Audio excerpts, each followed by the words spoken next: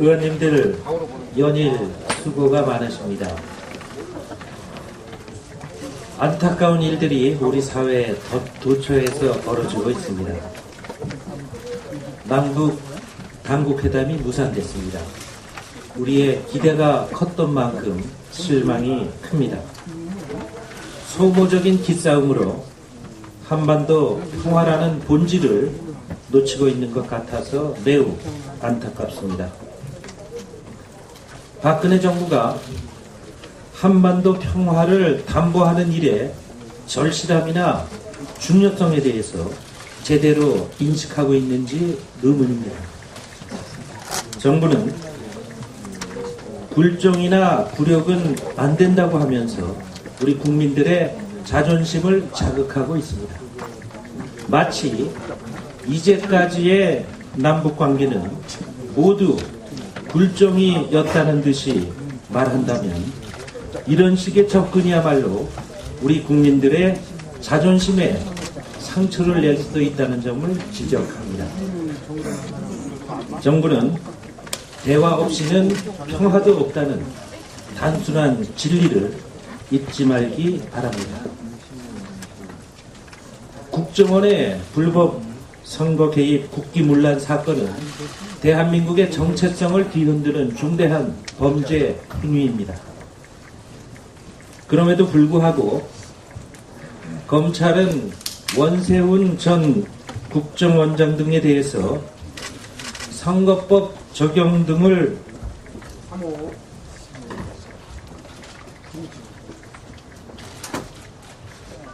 제가 갑자기 너무 조그맣게 써가지고 글씨가 안 보이네요. 그럼에도 불구하고 검찰은 원세훈 전 국정원장에 대해서 선거법을 적용해서 구속 수사해야 한다고 판단했습니다. 그러나 이러한 판단이 정치적 외압에 의해 왜곡됐다는 지적을 받고 있는 것은 매우 심각한 상황이라고 생각합니다.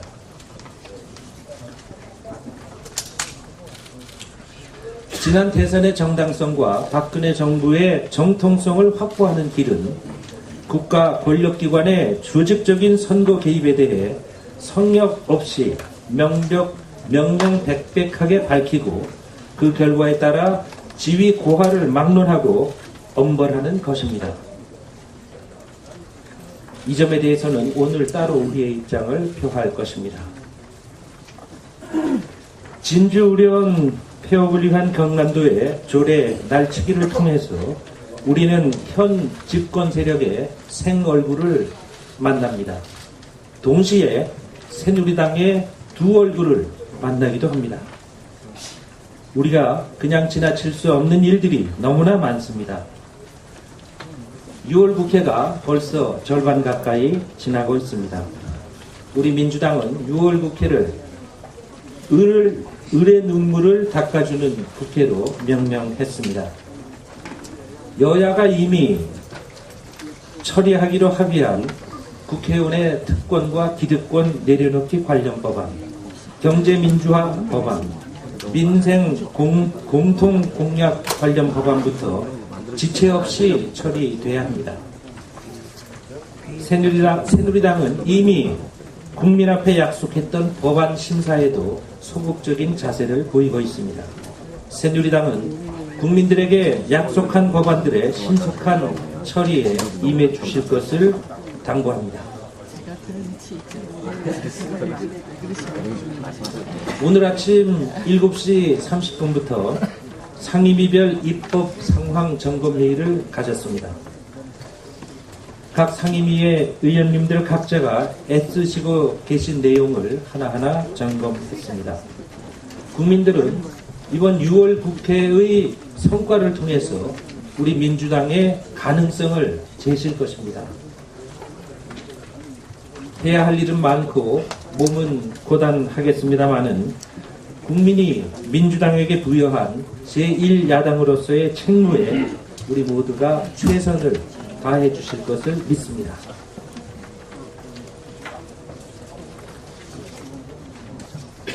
민주당의 변화에 대해서 국민들께서 많이 기대하고 계신 걸 알고 있습니다. 지난 한 달 동안 저는 대표로서 민주당의 변화를 위해서 하나하나 준비해왔다 하는 것을 보고드리고, 그 결과는 이제 머지않아 국민들 앞에 하나하나 꺼내놓을 수 있을 것이다, 이렇게 여러분께 말씀드립니다. 고맙습니다. 수고하십시오. 예, 수고하셨습니다. 김만기 대표님.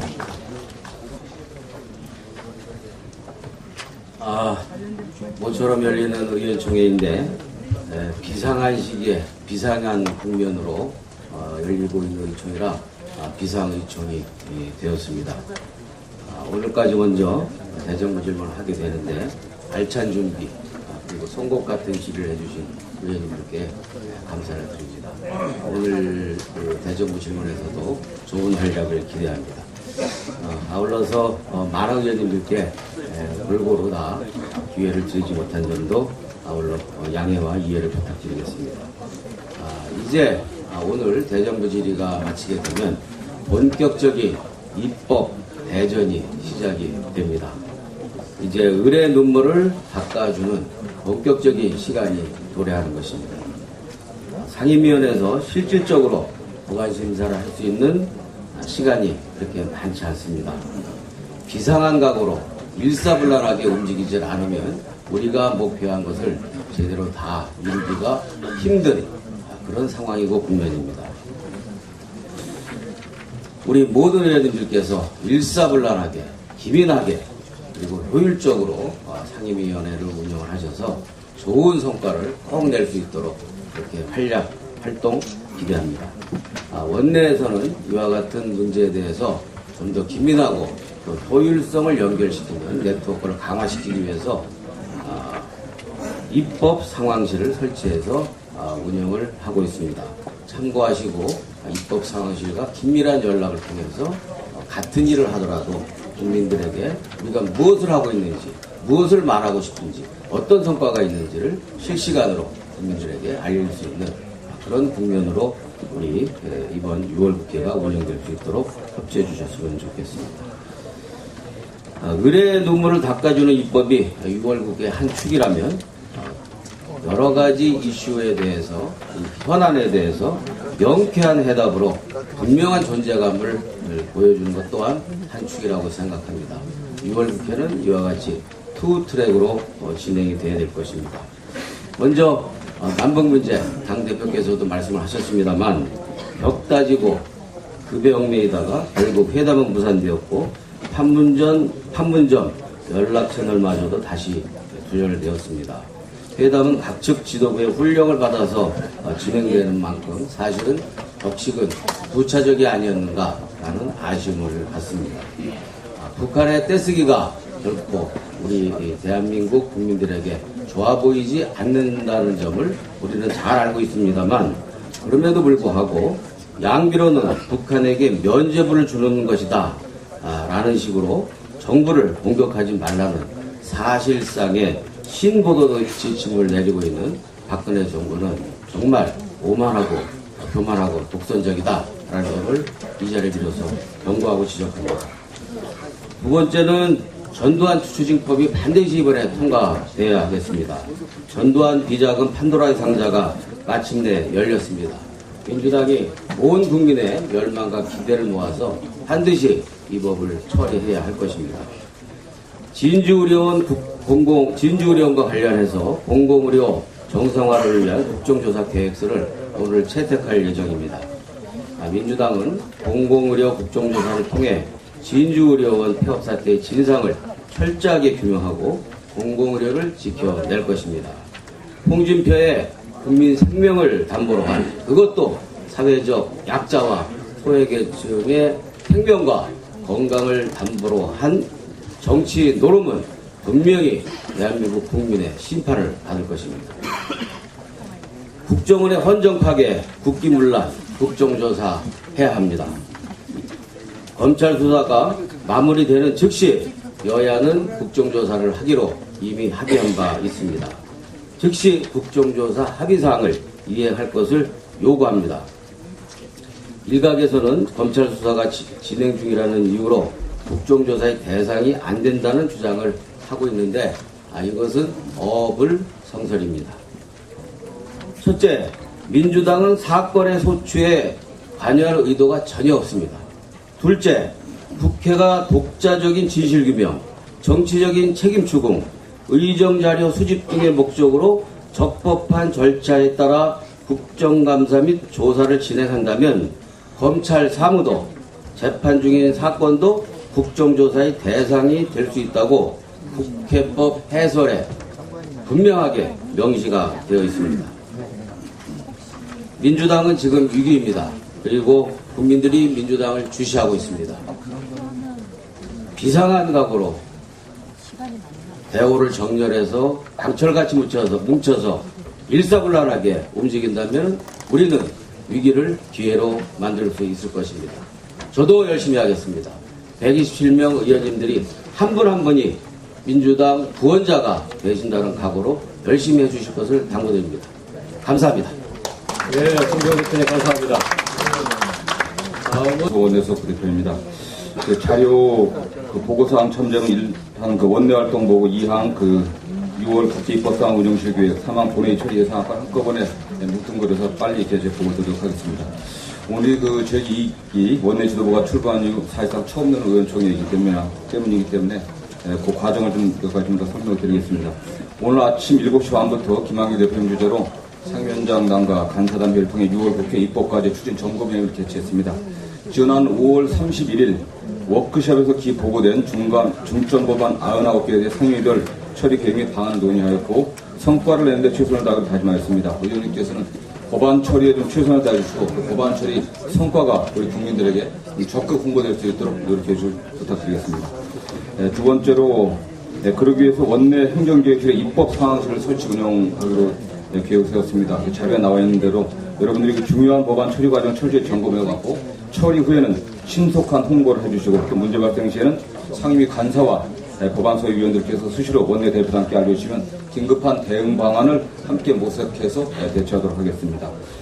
보고자료에 나오는 것처럼 원내 입법사항에 대한 수시 점검을 위해서 원내 전략단을 구성하여 운영하기로 했습니다. 또한 원내대표 공약이기도 하지만 노동과 임금을 의지하고 입법하기 위해서 사람다운 생활을 위한 노동임금 TF를 구성했습니다. 은수미 의원께서 간사를 맡고 계시는데 해당 의원님들께서는 6월부터 그다음에 7, 8월 정기국회 이전에 좀 밀도 있게 논의를 하고 입법 과제들을 도출해갖고 좀 성과를 낼 수 있게 노력해 주시길 좀 부탁드리겠습니다. 또 두 번째로 원내 가정과 보육을 의제로 하기 위해서 함께 일하고 함께 돌보는 사회를 위한 일과 가정 양립 TF를 구성했습니다. 남윤인순 의원님과 여러 의원들이 모셨는데 마찬가지로 6, 7, 8 정기국회 이전에 적극적으로 활동을 하셔갖고 또 입법 과제를 도출해갖고 정기국회 때 또 성과를 낼 수 있도록 최선을 다해 주시도록 강조드리겠습니다. 대표님께서 원내대표께서 말씀하셨지만은 국정원 불법 대선 선거 개입 사건에 대한 국정조사는 원칙적으로 6월 내에 국정조사 계획서를 채택할 수 있도록 최선을 다해 노력을 하겠습니다. 이미 이 사안은 3월 17일 전임 대표의 여야 전임 원내대표 간의 합의에 따라 검찰 수사가 완료된 즉시 관련 사건에 대해 국조를 실시하기 이미 합의하였습니다. 그렇기 때문에 검찰 수사가 최소한 6월 19일에 공소시효 만료일로 종료된다고 보면은 근본 회기 중에 국정조사 계획서가 채택되는 것이 원칙이기 때문에 협상 과정에서 적극적으로 노력하겠습니다. 일각에서 저희 당 일부 의원들도 이게 수사 중인 사건이라든가 또는 기소 중인 또는 재판에 관여하기 위해서 하기 때문에 그러한 합의이기 때문에 내용적으로 이게 문제가 있지 않냐 이렇게 의문을 갖고 있는 분도 계신 것으로 알고 있습니다. 그렇는데 이것은 전혀 그렇지 않고요. 국정조사 및 국정감사 및 조사에 관한 법률 제8조 감사 및 조사의 한계에 대한 국회법 해설서가 각 의원님 사무실에 다 비치되어 있습니다. 그걸 보면은 아까 대표님도 말씀하신 것처럼 검찰 상임위 사법권의 독립과 관계에서 입법 취지상 국회가 독자적인 진실규명, 정책 책임 추궁, 의정자료 수집 등의 목적으로 적법한 절차에 따라 조사를 진행한다면 일반적인 검찰 사무는 물론 재판 진행되고 있다고 하더라도 조사의 대상이 될 수 있다고 명백하게 적시하고 있습니다. 따라서 법리적으로 국정조사를 하는 데 있어서 전혀 무리가 없다는 점을 우리 의원님들께서 좀 숙지해 주시길 부탁드리겠습니다. 오늘 본회의 상정 안건이 크게 세 가지입니다. 첫째, 원자력 안전위원회 위원 4명에 대한 그 추천에 대한 가보를 묻는 무기명 전자투표가 예정되어 있습니다. 이것은 지난 3월 17일 정부조직법 개표 협상 당시 여야가 동수 추천하여 구성하기로 합의함에 따라 민주당과 새누리당이 즉 각각 2명을 추천하기로 하였고, 저희 당에서는 동국대학교 의과대학 김익중 교수, 환경연합 에너지 기후위원회 김혜정 위원장이 두분으로 추천되었습니다. 그래서 꼭 참여하셔갖고 투표해 주시길 부탁드리겠습니다. 두 번째로 6월 10일 공공기관 정상화를 위한 국정조사 요구서가 제출되어서 국조특위가 구성되어 있습니다. 김용익 의원님이 간사가 되어갖고 1차 회의가 마쳤습니다. 그에 따라서 조사 계획서가 국조특위에 채택되었기 때문에 오늘 본회의에서 이것이 승인 의결되어야만 합니다. 그래서 의원들 적극 참여해 주시면 부탁드리겠습니다. 그 내용은 보고사항에 상세한 내용이 나와 있기 때문에 여러분 참여해 주시길 부탁드리겠습니다. 세 번째로 어제 운영위원회에서 가결된 남북관계 발전 특위와 동북아 역사 왜곡 특위 구성 결의안이 각각 오늘 상정될 예정입니다. 이에 대해서도 여러분들 참여해 주시고요. 오늘 교육사회문화 분야 대정부 질문은 안민석 의원, 진선미 의원, 이용섭 의원, 최민희 의원 으로 수고해 줄 것을 수고해 줄 것으로 알고 있습니다. 그 다음에 지금 많은 의원님들이 남북관계 발전 특위와 동북아 역사 왜곡 특위 그 위원님들 그 구성에 관련해 갖고서 문의를 드리는데, 과거 전례를 보면은 본회의에서 이제 특위 구성이 의결된 이후에 대개 한 달 정도 시간 갖고 이게 위원 구성이 돼 있었습니다. 그래서 저희도 지금 임시회 때 같은 경우는 지금 법안 처리에 집중해야 되기 때문에 위원 구성은 좀 그 임시 이후에 시간을 갖고 여러 의원님들 의견을 들어서 원내 지도부 잘 결정하도록 하겠습니다. 이상입니다. 수석님 수고하셨습니다. 잠시 좀 장례 정리를 좀 하겠습니다. 네, 제가 보고할 건 아닙니다만 국정조사, 검찰 조사 끝나면 즉시 한다. 지난 원내대표랑 제가 수석부 대표로 있으면서 합의했던 건데, 지금 검토했던 우리 전명원 대표와 정성호 수석부 대표 말씀하셨던 게 그때도 검토됐던 사안이고요. 그리고 노사 합의에서도 노동법이 다 보장하지 못한 걸 노사가 합의하면 그것이 우선이거든요. 그런 점에서 그는 반드시 이해해야 된다 이렇게 보여주는데, 그리고 언론과 이런 데서 마치 엉뚱한 합의를 한 것처럼 이렇게 보도가 되고 있어서 너무 불만스럽고 성명을 했음에도 불구하고 그렇게 보도한 상대에 불만스럽고 충분히 검토하고 합의했던 사안이라는 점을 말씀드립니다. 을지로위원회 활동 보고 드리겠습니다. 우리 당은 이번 새로운 지도부가 들어서서 민주당은 을을 위한 정당이다 이렇게 규정을 하고, 그리고 이번 6월 국회를 을을 위한 국회 이렇게 정했습니다. 그리고 을지로위원회를 만들어서 여러 가지 활동을 진행하고 있습니다. 을지로위원회가 뭐냐 이렇게 물어보시는 분들이 계시는데, 을지로위원회는 원래 을 지키기 경제민주화 추진위원회 이렇게 했다가 좀 더 대중적인 이름을 쓰자 그런 의견들이 모아져서 을을 지키는 길위원회입니다. 그래서 이 을지로가 을지문덕 장군이 수나라를 막고 국민을 지켰듯이 우리 민주당이 갑의 횡포를 막고 국민을 지키겠다 이런 뜻의 위원회고요. 이 로는 길로라는 의미도 있고 법로라는 의미도 있고 노력한다는 로 이런 의미도 있어요. 이 중의적 의미로 을지로위원회가 만들어졌다 이렇게 말씀드리고, 위원장은 제가 맡았고 분과가 4개와 신문고가 있습니다. 총무분과장은 한정희 의원이 맡고, 현장조사분과장은 은순이 의원, 그리고 을지키기 입법분과는 홍종학 의원, 법률상담분과는 박범계 의원, 그리고 신문고, 을지키기 신문고는 유은혜 의원이 이렇게 맡아서 전체 22분의 의원들이 참여하고 계십니다. 여러 사안들을 현장 조사도 하고 또 여러 형태 회의를 통해서 진행을 했는데요. 첫째, CJ에 대한 통운 문제가 있었습니다. 이것은 대형 유통업체와 다단계 하도급에 의한 불공정 거래행위의 아주 대표적인 사례였는데, 여기는 저희가 사측과 면담을 하고 또 문제 제기했던 사람들과 면담도 하고 이렇게 해서 5월 18일 날 양측이 확약서에 서명하면서 협상이 타결이 됐습니다.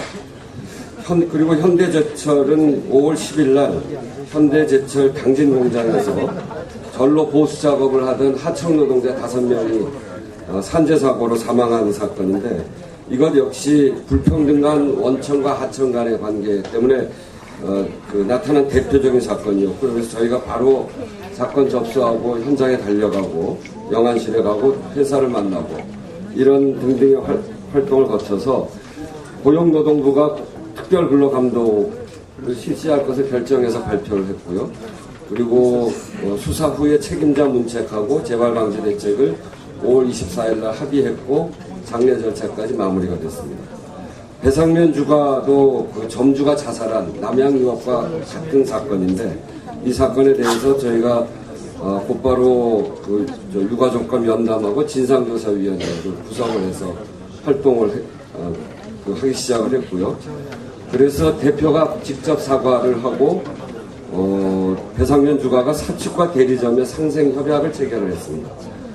그리고 유족의 장례 일정 보상도 합의가 됐고, 이렇듯이 저희들이 관여한 사건들에 대해서 기업들이 갑으로 규정되어지는 것에 대해서 굉장히 경계하고 주의를 하면서 빠른 속도로 합의를 한 그런 것들을 봤습니다. 그래서 요즘은 대기업들이 자기들이 맺은 갑을 계약서 이것을 다 고치고 있다고 그럽니다. 저희들이 신문고로 들어오는 것을 하나하나 이렇게 조사를 해가고 있는데, 그런 걸 피해보겠다. 그래서 계약서상에 여러 가지 고쳐지고 있는 그런 과정인 것 같습니다. 그런 점에서 민주당의 을지로위원회 구성과 이런 것은 상당히 이 몇 개의 사례뿐 아니라 전반적으로 영향을 미치고 있는 것이다, 이렇게 보여지고, 대표적인 건이 남양유업인데, 저희가 이것은 현장에서 회사도 찾아가고 또 이야기하시는 점주들하고도 쭉 관계해 오면서 협상을 사실상 저희가 주도해서 협상 자리를 만들고 했는데 아직 타결되고 있지 못합니다. 좀 복잡하게 얽혀 있어서 본사가 어용 대리점주 협의회를 구성하는데 영향을 미쳤다라고 하는 검찰 조사도 있고, 또 피해 대리점주 협의회가 이 문제를 제기해서 협상이 결렬되기도 하고 몇 차례 굉장히 우여곡절을 겪어가고 있는데, 아직 실무 협의가 진행되고 있고, 저희도 남양유업이 여기서 협상 타결을 하면 민주당이 나서서 그 다음 날부터 남양유업 우유를 주문해서 먹겠다, 이렇게까지 이야기를 하고 있어서 협상을 잘 타결될 수 있도록, 이건 매우 상징적인 사건이기 때문에 잘 타결됐으면 좋겠다는 의사를 계속 표하고 있습니다. 신문고 활동을 통해서 저희들이 받은 사례가 한 33개 사례가 이렇게 되는데, 그 중에 1호 조사로 지금 하고 있는 것이 농심입니다. 그래서 농심 피해 점주의 관악에 있는 특약점을 가서 조사를 했고요. 그리고 지난 월요일은 농심 본사를 가고, 본사에 가서는 여러 가지 논의가 있었습니다만 성과라고 한다면 특약점 점주협의회를 대화 상대로 하겠다. 지금까지 전혀 이 사람들하고는 쳐다보지도 않겠다 그랬었는데, 대화 상대로 인정하고 대화하겠다, 이렇게 이야기를 했고요. 그리고 보복성 계약 해지, 이런 보복 행위는 하지 않겠다, 이렇게 약속을 했습니다. 그리고 공정위의 표준 약관이 만들어지면 그 표준 약관을 사용하겠다, 이렇게 얘기를 했고요. 과거 특약점 점주들의 피해 사실, 이것은 저희는 그쪽 농심은 피해 사실이 없다고 생각을 하는데, 혹시 제기되어 오면, 그런 피해가 있다고 제기되어 오면 사실관계를 확인하겠다, 이런 4가지 정도 약속을 했다는 거. 이게 특약점을 보니까요, 물건을 갖다가 팔면 거기에서 이득을 남기게 해야 되는데, 거기에서는 거의 마진이 남질 않습니다. 물건을 팔고 목표량을 정해주고 목표량의 80%를 팔면 거기, 그러니까 80% 팔았다고 인센티브로 5%를 주는데, 그거 갖고 먹고 살게 돼 있더라고요. 그래서 신라면 한 박스에 23,000원인 것을 21,000원에, 목표를 채우기 위해서 21,000원에 내놓기도 하고, 그러면서 그 얘기를 하면서 눈물로 아주 하소연하는 특약점주 이야기 들었습니다. 그 부분에 대해서 80% 목표를 달성하면 5% 인센티브를 주는 것이 아니라 판매량의 5% 인센티브를 주겠다, 이렇게 바꾸겠다고 저희들한테 약속을 했습니다. 그건 상당한 성과라고 보여지는데 그것이 아니라 물건을 팔면 거기에 마진을 가질 수 있도록 해줘야 된다. 이게 저희들이 가서 주장한 부분이고요. 공정거래위원회를 그 다음날 화요일 날 또 갔습니다. 그래서 이 공정거래위원회에서는 그 공정거래위원장의 인식 수준이 참으로 문제인 것 같습니다. 이게 이제 요번 6월 국회에서 우리가 을을 위한 법 원내대표께서 아주 잘 관리하고 가시겠습니다. 내일부터 정무위가 소위를 열어서 다루게 될 텐데 공정거래위원장이 최근에 이런 얘기를 했습니다. 우리의 경제 질서가 갑을 중심으로 해서 돼 있다. 이런 점들을 이해해야 된다. 또 그리고 갑으로서 정말 이게 하지 못하겠다고 마음을 먹으면 다 직영점으로 바꾸면 어떡하냐.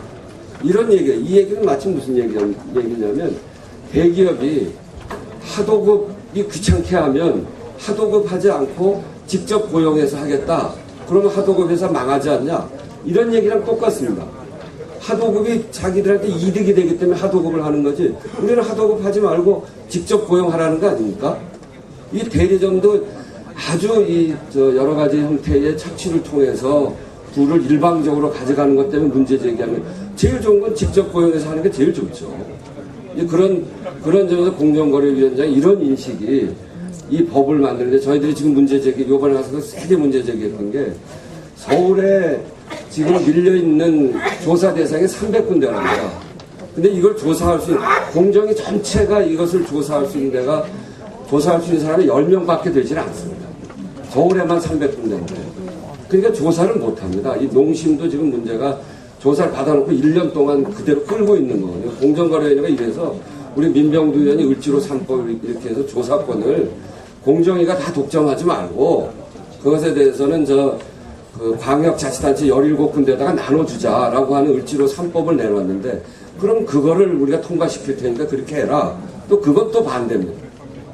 어쨌든 그래서 쉽지 않은데 이런 일들이 지금 진행되고 있고 그래서 6월 국회에서 이 당에서 정한 35개 법안 그리고 을지로 위원회에서는 그 중에서도 특히 이건 돼야 된다 했던 법안들을 잘 정리해서 통과시켜야 된다고 그래서 꼭 작심하고 해야 되겠다 이런 생각입니다.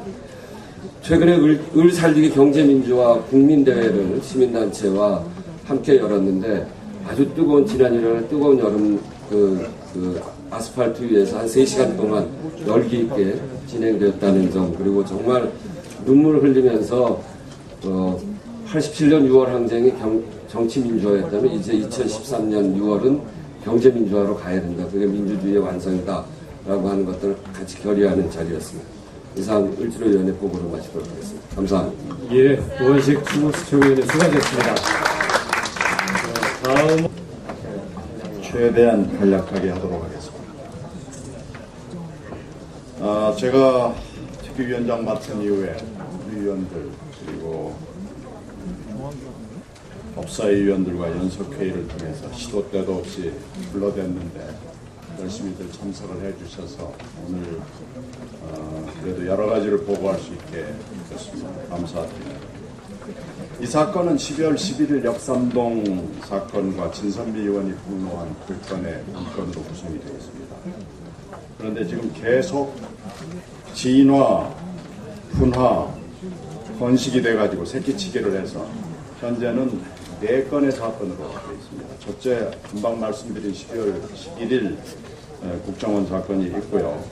그 뒤에 물론 박근혜 후보의 비난이 따라붙습니다. 두 번째로 경찰에 알 수 없는 여러 가지 행태들, 그 하이라이트는 일요 심야 수사 중간 수사 발표로 있었고요.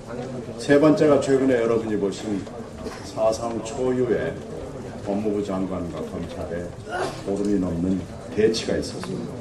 그리고 네 번째 마지막으로는 제가 며칠 전 대정부 질문에서 했던 청와대 수석의 수사 개입입니다.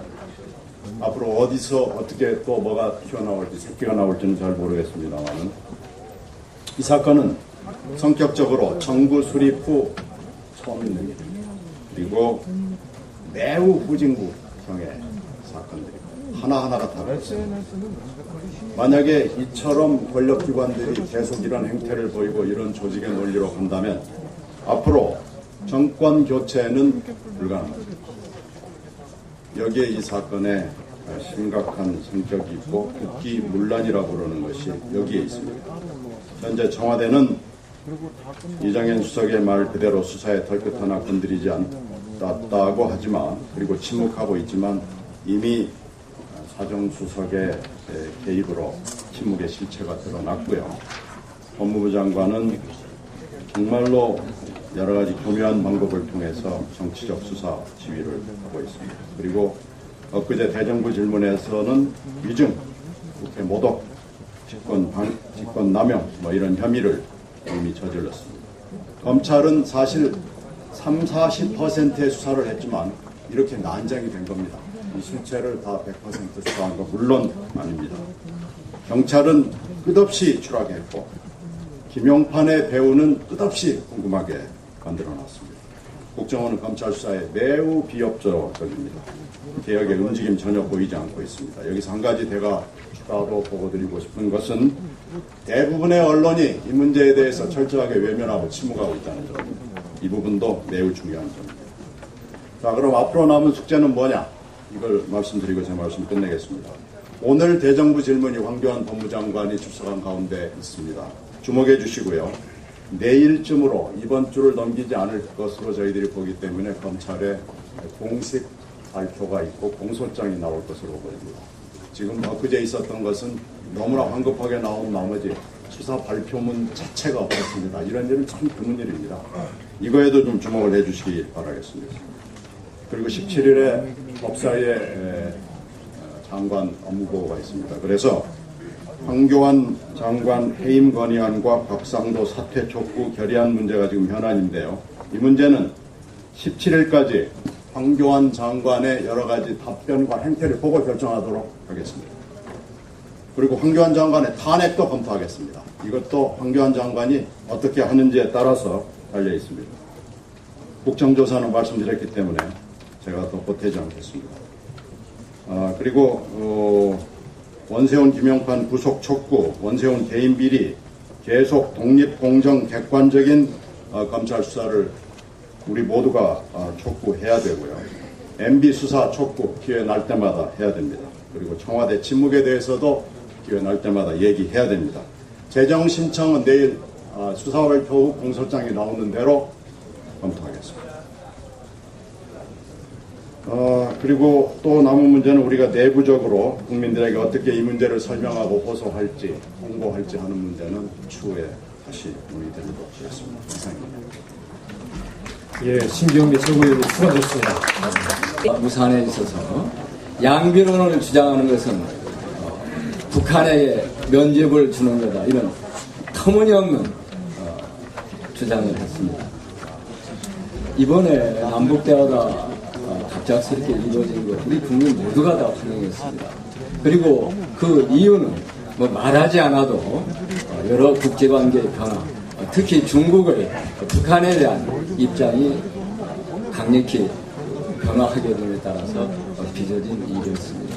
저는 이것을 우리 정부의 그동안의 일관된 태도 때문에 그렇게 해왔다라고 할 때 굳이 그 말 자체에 대해서 시비하고자 하진 않습니다. 그러나 제가 대정부 질문에서 말씀드렸듯이 분명히 그동안에 우리 정부가 가져왔던 대화 자세는 참으로 미흡하기 짝이 없는 것이었습니다.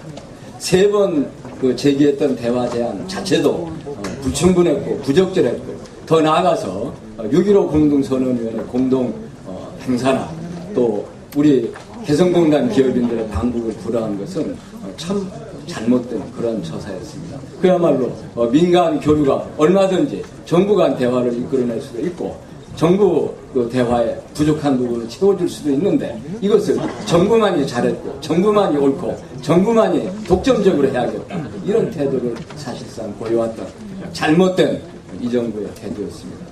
그런데 급기야 어제 그런 발언까지 이르게 된 겁니다. 이번에 장관급 격을 놓고 남북 간에 오고 갔던 그 내용 뭐 이 자리에서 하나하나 재검토하고 싶지 않습니다. 분명한 것은 북한에게 잘못도 있었듯이 또 우리 정부의 대응에서도 잘못이 있었습니다. 장관급으로 하자고 했으면 또 상대방에서 상급으로 하겠다. 북에서 말하는 상이라는 건 장관 의미합니다. 그렇게 하면 이쪽에서도 그걸 지켜야죠. 그런 다음에 격을 가지고 이야기해야지. 이쪽에서 차관을 내면서 우리가 다 알다시피 차관이 장관입니까? 그건 아니지 않습니까? 이런 문제들에 대해서 우리 사회에서 정당히 문제를 지적할 수 있고 잘못된 점에 대해서 개선을 요구할 수도 있는 겁니다. 그런데 그것을 마치 무슨 아까 우리 대표께서는 신보도지침이다 했는데 제가 볼 때는 신보도지침 정도가 아닙니다. 신백화지침이요. 이건 더 나가서 신색깔론이도 될 수 있는 이런 아주 잘못된 그야말로 청와대는 대통령은 무슨 무오류의 교황쯤 되고 모두가 그의 추종해야 한다는 이런 권위적인 걸 넘어서서 오만 불손한 태도를 보이고 있다고 지적하지 않을 수 없습니다. 거듭 말씀드리지만은 한반도 평화를 지키는 것은 남북관계 최고의 가치입니다. 그 최고의 가치는 대화에 의해서 이루어질 수 있습니다. 그리고 이제야라도 우리 정부에서는 그야말로 격이 없는 우리 민족과 우리 한반도 모두를 위한 대화 재개에 적극 나서야 할 것을 말씀드립니다. 감사합니다. 혹시 걱정하시는가 봐 말씀드리려고 합니다. 제가 언론중재법 개정안을 냈습니다. 그 취지는 지금 언론이 아무리 잘못된 오보를 내도 정치적으로 의도된 오보를 내도 사실상 언론중재위원회가 시정 요구를 하거나 이럴 권한이 없습니다. 그리고 저는 우리 사회의 갑 중의 갑이 언론이라고 봅니다. 그리고 언론과 관계돼서는 을 중의 을이 정치인이고 독자라고 생각합니다. 그래서 이제 개정안의 내용이 언론중재위원회의 권한을 좀 더 강화시켜서 명백한 오보에 대해서 언론중재위원회가 좀 더 힘을 가지고 시정을 요구할 수 있도록 법안을 발의한 것입니다. 그런데 신문협회가 느닷없이 어제 우리 교육문화위원회에 이 법안을 폐기할 것을 요구하는 성명서를 냈습니다. 이건 그 갑 중에 갑인 언론 그리고 또 그 중에 슈퍼 갑인 신문협회의 전횡이라고 생각합니다. 그래서 제 법안이 결코 불합리하지 않으며 지금 언론의 잘못된 피해로 인해서 심지어 기업이 망한 사람 수두룩하고요.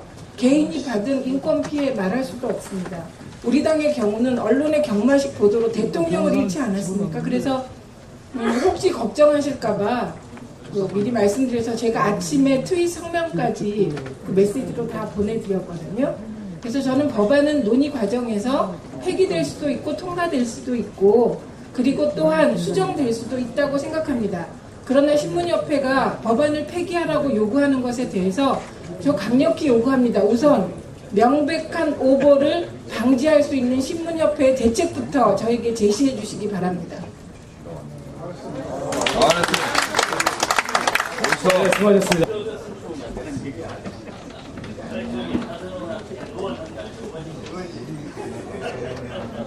간단하게 말씀드리겠습니다. 좀 신상 발언인데요. 어제 조선일보에서 적정통 강경국장하고 저하고 찍은 사진을 실었습니다. 여기 대해서 유감과 우려를 제가 말씀을 드려야 되겠습니다. 첫째는 유감스러운 일인데 그 사진은 제가 제공을 한 것이 아닙니다. 그럼에도 그 사진을 안민석 의원이 제공을 했다고 그렇게 나왔습니다. 아마 아주 오래전에 찍은 사진 그리고 칼럼을 조선일보가 찾아서 그렇게 실은 모양인데 아무튼 제가 제공한 사진이 아니었다 그 말씀을 드리고요. 저는 그 사진이 공개되는 것에 대해서 적절한 시점은 아니다 그런 좀 생각을 했었는데요. 근데 제가 하지 말라고 해가지고 그 신문사에서 안 했건 아니니까 그래서 내가 실지 말라고 그래서 그걸 안 시켰느냐 그렇게 저는 이야기를 했는데 안민석 의원이 제공한 걸로 그렇게 나서 유감을 표명하고요. 두 번째는 우리의 말씀을 표명합니다. 제가 그래서 조선일보에서 강지영이라는 사람이 어떤 사람이냐 그래서 제가 답변을 제가 만났던 북한 사람들 중에서 가장 합리적이고 마음이 따뜻한 사람이다. 그런 이제 이야기를 한 것이 또 다른 언론에서 정북 발언으로 매도되는 이런 메카시의 이 열풍에 대해서 우려를 표명합니다. 이상입니다. 예, 수고하셨습니다. 저기 그 말하는 바람에 잊어버려. 이 청와대에서 어제 양비론 하는 것은 그 연집을 주는 것이다고 하는 것은 이 반공법 시대의 재갈 물리기입니다. 보안법, 국보법 시대에도 그런 얘기 못합니다. 한쪽 책임인가 양쪽 책임인가는 국민이 판단하는 것입니다. 청와대가 정해주는 게 아니고요. 정말 우리 서울까지 찾아와서 하는 게 회담인데 그런 회담에 김양건 부장 나와라 누구 나와라 하면서 그렇게 극과 격을 따졌어야 되는가. 나는 북한이 경마추자하는데 차리차고 일어난 것 북한 잘못이지만은 나는 우리 정부도 잘했다고 생각을 안 합니다. 극과 격 따지다가 급격히 파탄나고 말았는데 이렇게 해서는 남북회담에 이런 그 형식에만 치우치는 이런 자세를 가지고는 회담을 해도 성과 나오기 어렵습니다. 그리고 남북회담이 지금 이왕의 대리회담입니다. 이만한 것도 맞으면 그 당국자 회담이든 장관급 회담이든 무슨 회담이든 시시콜콜 조그만 거 가지고도 전부 뒤에 있는 양쪽 정상한테 물어봐서 해야 되는 그런 상황인데 그런 열정이 없는 회담으로서 얼마나 성과 거둘까 나는 걱정입니다. 과거 6.15 회담 남북이 그냥 암흑같이 막혀있을 때 2000년 6월 15일에 6.15 회담 열었던 김대중 대통령 같은 열정 가지고 남북은 대화에 임해야 열립니다. 나는 지금 상황에서는 남북 정상회담을 해야 한다고 생각합니다. 급과 격 가지고 다툴 일도 없을 것입니다. 박근혜 대통령과 김정은 위원장이 만나서 그래서 털어놓고 얘기를 해야 무엇인가 합의하는 게 있고 최소한 만남 자체만으로도 그것은 남북의 새 시대를 여는데 큰 역할이 큰 기여가 될 것이다. 지난 5년간 이명박 대통령이 막아놨던 장벽을 허무는데 그래서 저는 이 체제에 정상회담으로 이걸 전환하는 게 옳다 이렇게 생각을 합니다. 그리고 국민이 원하는 것은 국민의 생각은 무슨 격 가지고 따지라는 게 아니고 실사구시입니다. 실사구시의 자세로 참을성 있게 인내하면서 접근하지 않으면 남북간에 어떻게 대화가 되겠습니까? 또 하나 덧붙이면은 우리 국회가 너무 속수무책입니다.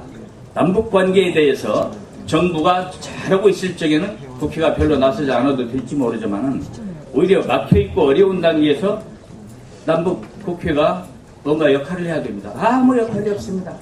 심지어 남북관계 특위를 작년에 구성했다가도 별로 회의가 없다 하면서 새누리당이 이제 대선에 영향 나쁘게 미칠까봐 그런 회의를 못 열게 했던 건데 성과가 없다면서 5달을 해놓고 또 없애버렸습니다.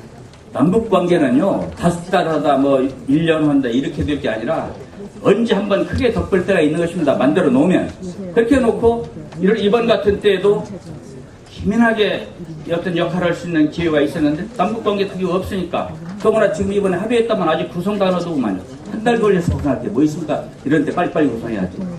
그래서 끝으로 하나만 붙입니다.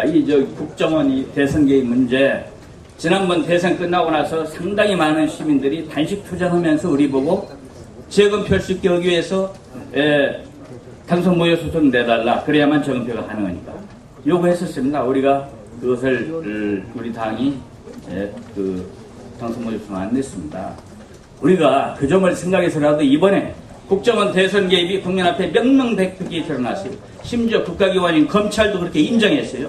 이런 상황에서 정말 가만히 있으면 안 되겠다. 지금 우리가 노력하고 있지만은 몸 던져서 옥세울 각오로 싸워야 된다. 왜 이 정권이 그렇게 검찰이 좀 모처럼 잘해보겠다고 지금 최동환 총장 체제에서 막 하는데 이걸 선거법은 적용하지 마라, 구속은 하지 마라. 왜 이 정권이 개입하겠습니까? 바로 정권의 정당성이 직결되어 있는 거기 때문에 그러는 거 아닙니까? 미국 같으면 닉슨 대통령 도청한 거 가지고도 사임했습니다. CIA가 이렇게 대선에 개입을 이런 정도로 했으면 대통령 사임을 문제입니다. 우리 야당이 점장 합리적이라고 하더라도 이 부분에 대해서 국정조사 제대로 하고 박근혜 대통령 분명하게 사과를 해야 됩니다. 그리고 투쟁해 나가야 됩니다. 이상입니다. 고맙습니다. 이승철 의원.